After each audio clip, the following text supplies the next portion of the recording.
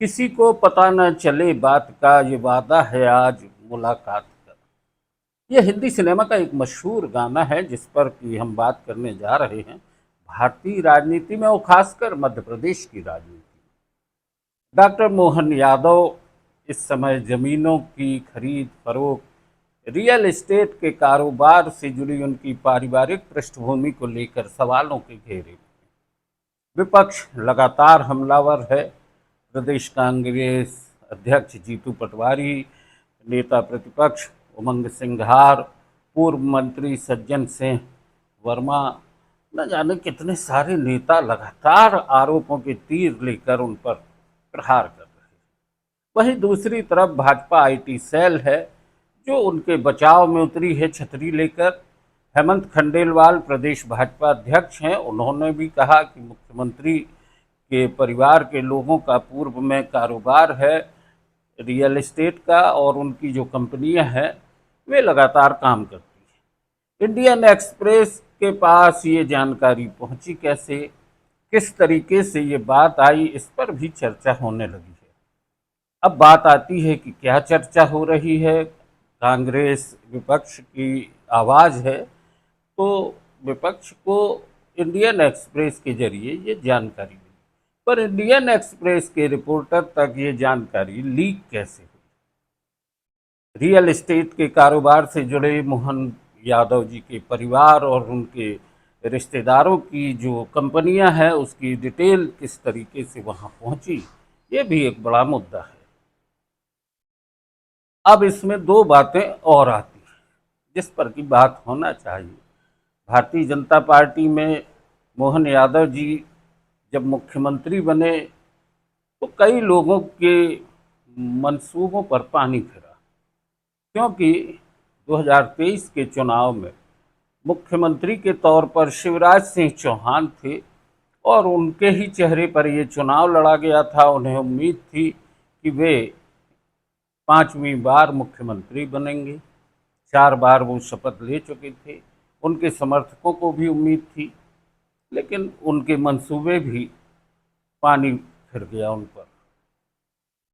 दूसरा मुद्दा आता है कि मध्य प्रदेश में निमाड़, मालवा और महाकौशल बुंदेलखंड क्षेत्र के कई दिग्गज नेता हैं जो अपने आप को जनाधार वाले नेता मानते हैं और वो चाहते थे कि उनको मुख्यमंत्री बनाया जाएगा। उसमें एक नाम इंदौर के कद्दावर नेता कैलाश विजयवर्गीय का है।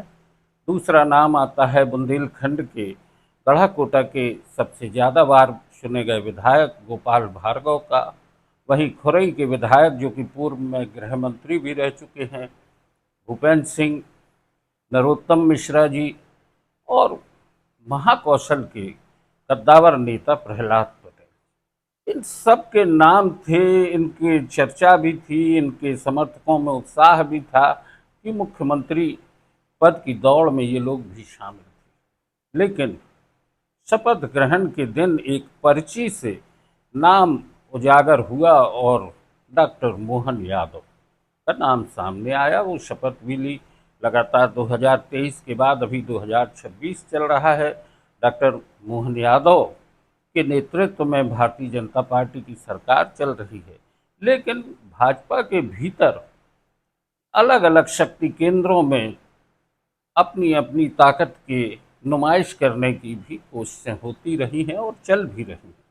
तो एक अनुमान ये भी लगाया जा रहा है कि मोहन यादव की रियल एस्टेट से जुड़ी जो पूरी कारोबार की गतिविधियां हैं, उनकी पारिवारिक पृष्ठभूमि और उनकी कंपनियों के नाम कहाँ से लीक हुए, ये सवाल बड़ा महत्वपूर्ण भी है और कांग्रेस भी इसको लेकर बोल रही है। तो यही है कि जब ये फाइल लीक हुई तो निश्चित तौर पर वो बात कही गई होगी कि किसी को पता न चले बात का, ये वादा है आज की मुलाकात का। तो वो कौन था, कौन चेहरा है, इस पर बात होना चाहिए।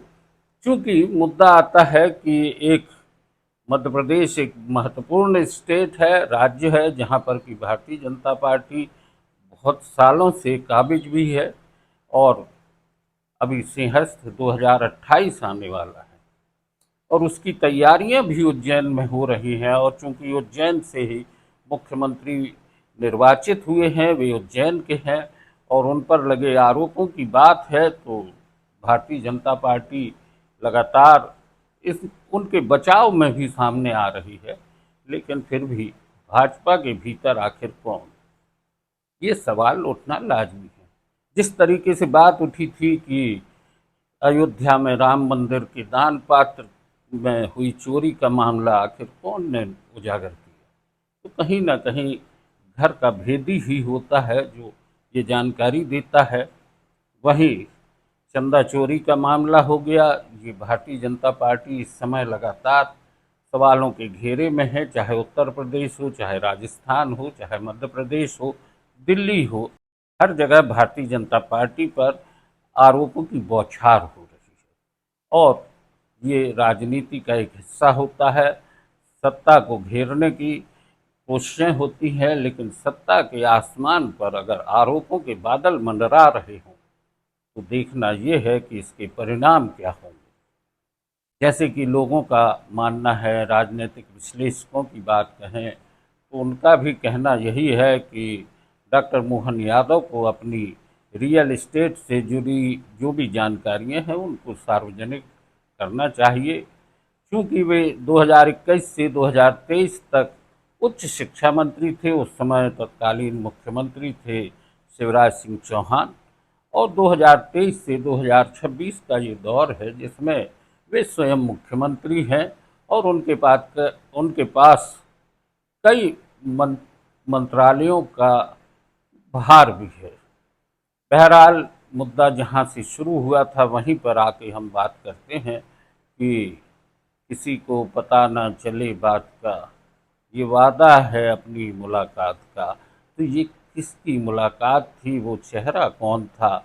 जिस तरीके से देखा जाए तो अभी इस बात में कहीं भूल न जाए, इसलिए हम आपको वह भी एक जिक्र करना जरूरी है कि नीट पेपर लीक मामले को लेकर भी सवालों के घेरे में है भारतीय जनता पार्टी, और धर्मेंद्र प्रधान के इस्तीफे की भी बातें जोरों से हो रही हैं। सरकार लेकिन इन सब मामलों में अभी शांत है और इंतजार कर रही है। अब आती है एक और बात, सारे आरोपों के बीच में भी एक बेहतर राजनीतिक तरीके से अगर बात की जाए तो मध्य प्रदेश के लोक निर्माण मंत्री राकेश सिंह ने जिस तरीके से मीडिया के प्रश्नों का जवाब दिया है, निश्चित है तारीफ काबिल है कि उन्होंने कहा है कि सभी विधायकों की जमीनों की जांच कर ली जाए, दूध का दूध और पानी का पानी हो जाएगा। दूध और पानी का पानी हो जाएगा। मुझे समझ में नहीं आ रहा कि आपके प्रश्न का मतलब क्या है। मतलब ये कि जो आरोप लगा है, अब धुआं उठा है तो पता नहीं, लेकिन जांच तो होनी चाहिए ना। मेरा प्रश्न सिंपल सा। आपकी बात से हम सहमत हैं कि अगर कोई ये मांग करता है कि जांच होना चाहिए तो जांच हो जाए, उसमें कोई आपत्ति नहीं है। व्यक्तिगत रूप से किसी के लिए भी जांच की मांग की जा सकती है, और मैं तो उससे सहमत हूं कि अगर ऐसी संपत्तियों में इजाफा हुआ है और वो गलत तरीके से हुआ है तो वो भी सामने आना चाहिए। तो दोस्तों, हम और आप सब दूध का दूध और पानी का पानी होने के उस नतीजे का इंतजार करेंगे। नो न्यूज़ ऑनली व्यूज़ पर आज बस इतना ही। धन्यवाद।